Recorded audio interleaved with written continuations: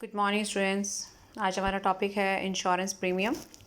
तो हम life insurance की बात कर रहे थे। हम देखेंगे कि इंश्योरेंस प्रीमियम इसमें किस तरीके से फ़िक्स किया जाता है।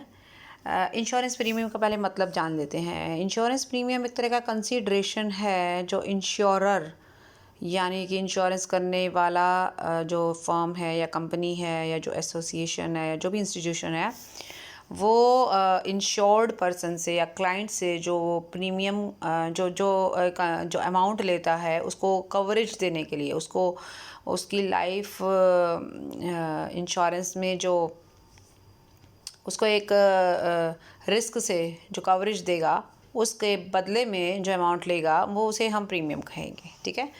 और किसी भी कॉन्ट्रैक्ट का आधार है कंसिडरेशन। बिना कंसिडरेशन के तो कोई भी कॉन्ट्रैक्ट नहीं हो सकता। तो प्रीमियम को हम कह सकते हैं एक मॉनेटरी वैल्यू है। किस चीज़ की मॉनेटरी वैल्यू है? वो रिस्क जो एक तरीके से उस लाइफ के लिए में पॉसिबल हो सकता है। ठीक है, जिस रिस्क को कवर किया गया है। ओके, उसके बाद हम ये भी कह सकते हैं कि एक कंसिडरेशन है, जैसा कि मैंने अभी आपको बताया। तो अब यहाँ बात करेंगे प्रीमियम टाइप्स क्या क्या हैं। जैसे रेगुलर प्रीमियम की मैं बात करूँ तो रेगुलर प्रीमियम एक बेसिक बेनिफिट्स के लिए होता है। अगर आप एक नॉर्मल लाइफ पॉलिसी ले रहे हैं और उसमें बेसिक बेनिफिट्स ले रहे हैं, स्टैंडर्ड बेनिफिट्स ले रहे हैं, तो आपको रेगुलर प्रीमियम देना होगा जो कि एक स्टैंडर्ड अमाउंट रहेगा। और इसमें आपको कोई एक्स्ट्रा बेनिफिट्स नहीं मिलेंगे क्योंकि उसका एक्स्ट्रा कोई चार्ज किया नहीं जा रहा है। फिर बात करते हैं एक्स्ट्रा प्रीमियम की। तो मान लीजिए अगर कोई क्लाइंट या कोई लाइफ इंश्योर्ड पर्सन यानी कि जो पर्सन इंश्योरेंस करवाना चाह रहा है, अगर उसकी life is more risky than others, right. For example अगर वो किसी रिस्की जॉब में है, मान लीजिए कोई केमिकल फैक्ट्री में काम करता है या फिर कोई ऐसा काम करता है जो जिसमें एक्सीडेंट होने के चांसेस हैं, या फिर उसको कोई डिसीज़ है, या उसकी फैमिली हिस्ट्री ऐसी है जिसमें पेरेंट्स को कोई हार्ट की प्रॉब्लम्स रही है कभी, या डायबिटिक रहे हैं, तो ऑब्वियसली कुछ जो डिसीज़ होते हैं वो बच्चों में होने के चांसेस ज़्यादा होते हैं जब उसकी मेडिकल हिस्ट्री इस तरीके की या फैमिली हिस्ट्री जो है इस तरीके की रहती है।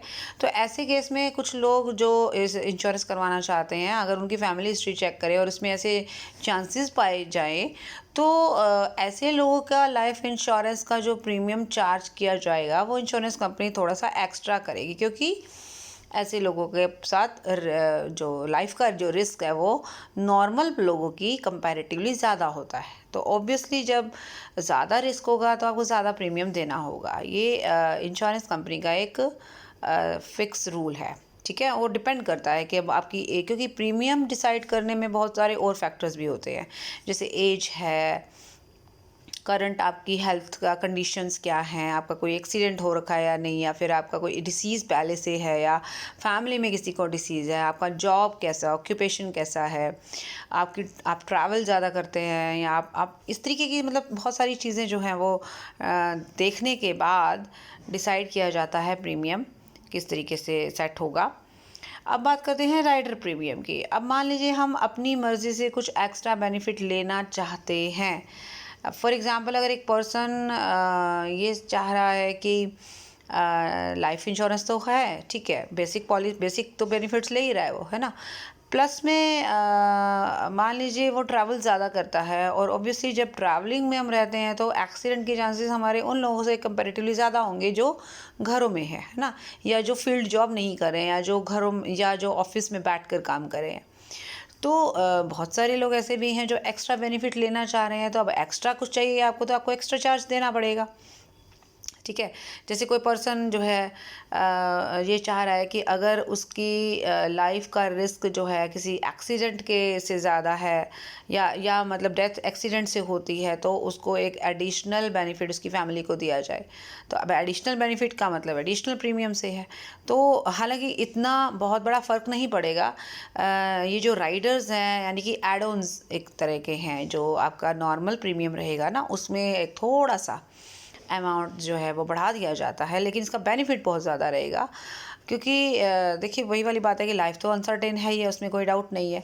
तो अगर हमें ऐसा खुद को लगता है कि हमारी लाइफ को रिस्क इस चीज़ से ज़्यादा है, तो हम उन चीज़ों को भी कवरेज में अगर हम एडिशनल डलवा देते हैं अपने कॉन्ट्रैक्ट में, तो उससे बेनिफिट ये रहता है कि हमें नॉर्मल अमाउंट जो हमारा एक सम एश्योर्ड है, जितने का हमने लाइफ इंश्योरेंस करवाया है, प्लस में हम पर्टिकुलर रीज़न से जो डेथ होती है उससे उस वजह से जो है हमें अमाउंट जो है वो नॉर्मल अमाउंट से ज़्यादा मिलेगा। तो इसे हम राइडर प्रीमियम कहेंगे। प्रीमियम हम एक्स्ट्रा देंगे नॉर्मल प्रीमियम के कंपैरेटिवली। जो आपने यहाँ देखा ना रेगुलर प्रीमियम, उससे ज़्यादा देना होगा आपको, but this is a very slight difference, बहुत कम डिफरेंस होगा नॉर्मल और जो बढ़ा हुआ प्रीमियम है उसमें, लेकिन उसके जो बेनिफिट्स है वो आपको ज़्यादा मिलेंगे। अब इसमें आप देख सकते हो राइडर कई टाइप के हो सकते हैं, जैसे पार्शियल डिसेबिलिटी है, मान लीजिए डिसेबल हो जाता है इंसान, या कंप्लीट डिसेबिलिटी है, या मान लीजिए आज वो जॉब में है, कल वो डिसेबल होने की वजह से प्रीमियम नहीं दे पाता, राइट। अब क्या होता है कि नॉर्मली रूल तो ये कहता है कि अगर आप प्रीमियम नहीं देते हैं तो एक लिमिट के बाद आपकी पॉलिसी लैप्स हो जाती है और जो प्रीमियम आपने दे रखे हैं वो सारे फॉरफिट हो जाते हैं, तो आपको कोई बेनिफिट भी नहीं मिलता, प्लस में जो पैसा आपने दे रखा है वो भी हमारा ख़त्म हो जाता है, वो इंश्योरेंस पॉलिसी आपको वापस नहीं करेगी। लेकिन अगर आप ये प्रीमियम वेवर बेनिफिट लेना चाह रहे हैं, जिसके अंतर्गत एक ये राइडर ही मान के चलो इसको, कि आपको ऐसा कभी मान लो in case of some kind of mishappening, अगर वो पर्सन जो इंश्योरेंस जिसने करवाया है और मान लीजिए 5 प्रीमियम दे चुका और अभी 5 उसको और देने हैं, और छठे प्रीमियम के टाइम पे उसकी जॉब चली गई और इस समय वो प्रीमियम फिर आगे नहीं कंटिन्यू कर पाएगा, क्योंकि उसके पास पैसा नहीं है।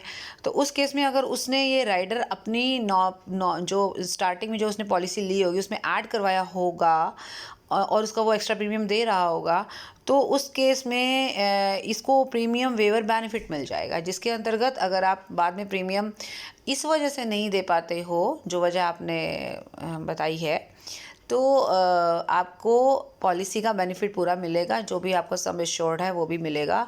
तो ऐसा नहीं है कि आपकी पॉलिसी लैप्स हो जाएगी, लेकिन नॉर्मल कंडीशन में लैप्स हो जाएगी। अगर आपने ये बेनिफिट नहीं ले रखा एडवांस में, आपने ये राइडर ऐड नहीं करवा रखा, आप राइडर प्रीमियम नहीं दे रहे हो, तो फिर आपको ये बेनिफिट नहीं मिलेगा, ठीक है। इसी तरह से फैमिली इनकम बेनिफिट है, बहुत सारे राइडर्स आप ऐड कर सकते हो, डिपेंड करता है आप क्या ऐड करवाना चाहते हो और उस कंपनी की पॉलिसी ऐसी है या नहीं है। ये तो देखो म्यूचुअल एग्रीमेंट है ना, दोनों पार्टीज़ का कॉन्ट्रैक्ट है, तो अगर इंश्योरेंस कंपनी यस करेगी तभी आप उस राइडर को ऐड करवा सकते हैं, वो डिपेंड करता है पॉलिसी आप कौन सी ले रहे हो। तो आप देख सकते हो प्रीमियम के बारे में हमने बात कर ली, रेगुलर, एक्स्ट्रा और राइडर, ठीक है। अब बात करेंगे मोड या frequency of payment of premium, यानी कि प्रीमियम हम किस तरीके से देंगे। देखो प्रीमियम बहुत सारे लोग एनुअली देते हैं, यानी कि साल में एक ही बार इकट्ठा वो प्रीमियम दे देते हैं।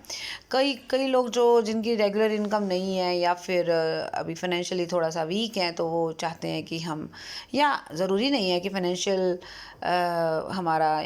हमारी जो सिचुएशन है वो साउंड नहीं है इसलिए हम नहीं कर रहे, डिपेंड करता है, वो हमारी कुछ की इच्छा भी हो सकती है। तो बहुत सारे लोग मंथली पेमेंट करते हैं, बहुत सारे क्वार्टरली करते हैं, बहुत सारे एनुअली करते हैं। अब जो इंसान एनुअली करेगा तो डेफिनेटली उसको प्रीमियम थोड़ा सा उसको बेनिफिट देगी ना कंपनी। आप वन टाइम पेमेंट कर रहे हैं, तो आप कहीं पे भी आप शॉप पे जाते हैं, आप कोई सामान खरीदते हैं, मान लीजिए आप कहते हैं जी मैं तो इंस्टॉलमेंट पे पे कर सकता हूँ, तो इंस्टॉलमेंट आप जब कहोगे ना पेमेंट कर सकता हूँ, तो आपकी इंस्टॉलमेंट को अगर हमें टोटल कर लेना तो वो उस अमाउंट से ज़्यादा बनेगा जो आप वन टाइम करोगे। तो ये बेनिफिट दुकानदार या अब यहाँ इस केस में इंश्योरेंस कंपनी आपको देगी कि अगर आप वन टाइम पेमेंट करते हो, एनुअल करते हो, तो आपको प्रीमियम जो नॉर्मल प्रीमियम है उससे थोड़ा कम आपको देना होगा, तो ये आपका बेनिफिट हो जाएगा। तो ये तो हो गया कि आपका पेमेंट किस तरीके से, फ्रीक्वेंसी की बात कर रहे थे कि कितने कितने टाइम के बाद दोगे। वो आपका एग्रीमेंट के आधार पर होगा, आप स्टार्टिंग में ही बात कर सकते हैं इस बारे में, कॉन्ट्रैक्ट में ये क्लॉज डलवा सकते हैं कि आपका पेमेंट जो होगा वो ऑनलाइन होगा या ऑफलाइन होगा, या फिर आप जो है क्वार्टरली दे रहे हैं या एनुअली दे रहे हैं। अब ऑफलाइन या ऑनलाइन की बात कर रही थी, तो ये भी बात आपको ध्यान रखनी चाहिए कि हम कैश पेमेंट भी कर सकते हैं, हम ई पेमेंट भी कर सकते हैं, हम जैसे आप ऑनलाइन पेमेंट कहेंगे, आप चेक दे सकते हो। तो डिपेंड करता है कि आपका अमाउंट कितना है। आप 50,000 तक आप कैश दे सकते हो, आगे आपको चेक्स या यूँ लगा लीजिए कि ऑनलाइन पेमेंट भी आजकल जैसे ऑनलाइन की सुविधा ज़्यादा है, डिजिटल सब कुछ हो गया है, तो इट्स वेरी इजी कि आप जो है उसमें क्या होता है कि थोड़ा सा ट्रांसपेरेंसी रहेगी, रिकॉर्ड मेंटेन रहेगा और कोई हर्डल्स नहीं है उसमें, तो जो बहुत एक टाइम कंज्यूमिंग नहीं है एंड वेरी फ्रेंडली है, तो वो वाला ऑप्शन आप चूज़ कर सकते हो। ठीक है, अब रह गई बात यहाँ पर एक पॉइंट आप देख सकते हो हाईलाइट किया है मैंने, ग्रेस पीरियड ऑफ 1 मंथ। ये ग्रेस पीरियड का मतलब क्या है? प्रीमियम देना कब होता है? तो जब भी आप प्रीमियम दे रहे हो, मान लीजिए आप मंथली दे रहे हो, आप क्वार्टरली दे रहे हो, तो आपको 15 दिन का ग्रेस पीरियड भी देते हैं। फॉर एग्जाम्पल आपकी 30 तारीख की डेट है, तो आपको 15 दिन और दे देंगे। मान लीजिए आप प्रीमियम 30 तारीख तक नहीं दे पाते तो कोई बात नहीं, 15 डेज़ का ग्रेस पीरियड आपको मिलता है और उसके बाद फिर आपका जो है वो लैप्स हो सकता है, क्योंकि आपने 15 दिन भी गुजार दिए लेकिन प्रीमियम नहीं दिया। और अगर आप एनुअल पेमेंट कर रहे हो तो आपको 1 मंथ का ग्रेस पीरियड दिया जाता है। तो ये 15 और 30 डेज़ का एक फ़िक्स है, तो आपको ग्रेस पीरियड मिलेगा और आपको कोशिश करनी चाहिए कि आप इसी ग्रेस पीरियड तक, कम से कम ग्रेस पीरियड तक तो ज़रूर पेमेंट कर दें प्रीमियम की, अदरवाइज़ आपकी पॉलिसी लैप्स हो सकती है। ठीक है, अब बात करते हैं इसके प्रोविज़न्स की, जो सेक्शन 64 में डिफाइड किए गए हैं। क्या क्या है देख लेते हैं एक बार। पेमेंट ऑफ प्रीमियम के लिए तो थोड़े से प्रोविज़न्स हैं, वो भी एक बार चेक कर लेते हैं। जैसे कोई भी इंश्योरेंस, मतलब इंश्योरेंस कंपनी जो है वो आपका रिस्क सही ढंग से कैलकुलेट नहीं कर सकती जब तक, या एज्यूम नहीं, कैलकुलेट तो कर लिया, सॉरी, एज्यूम नहीं कर सकती। ये मतलब कहने का क्या है कि आपका रिस्क का जो कवरेज है वो तब से स्टार्ट होगा जब से आपका प्रीमियम पे हुआ है, और प्रीमियम हमेशा हमें एडवांस पे करना होगा। ठीक है, जब तक प्रीमियम आप एडवांस पे नहीं करते थे चेक से या कैश से, या फिर आप मान लीजिए आप मनी ऑर्डर कर रहे हो या आप बाय पोस्ट भेज रहे हो, तो जिस दिन मान लीजिए आपने मनी ऑर्डर किया है या जिस दिन आपने पोस्ट किया है, जिस दिन आपने कैश दिया है, उस दिन से रिस्क एज्यूम किया जाएगा। ठीक है, ये ध्यान में रखना है हमें। तो हमें पेमेंट पहले देनी ही पड़ेगी, एडवांस देनी पड़ेगी। तीसरा जो पॉइंट है, मैंने पहले दोनों को मर्ज कर दिया था। तीसरा पॉइंट ये है कि मान लीजिए आपने पॉलिसी तो ले ली, पर 15 दिन के अंदर अंदर आपने पॉलिसी कैंसिल करा दी, आपका माइंड चेंज हो गया, तो या फिर आपने पॉलिसी में कुछ चेंजेस कराए हैं जिससे आपका प्रीमियम जो आपने दे चुके हो वो थोड़ा सा बच गया, अब आपको रिफ़ंड मिलना चाहिए। अब रिफ़ंड जो है वो आपके अकाउंट में डायरेक्टली पहुंच जाएगा।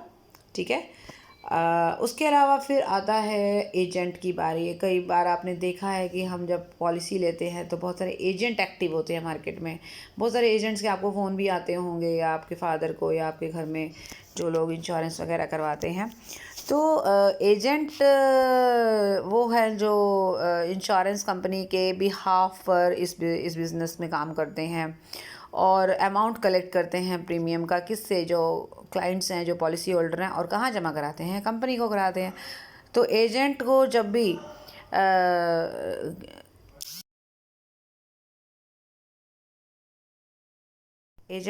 भी ये प्रीमियम मिलता है तो उसको विदिन 24 आवर्स डिपॉजिट कराना है कंपनी में।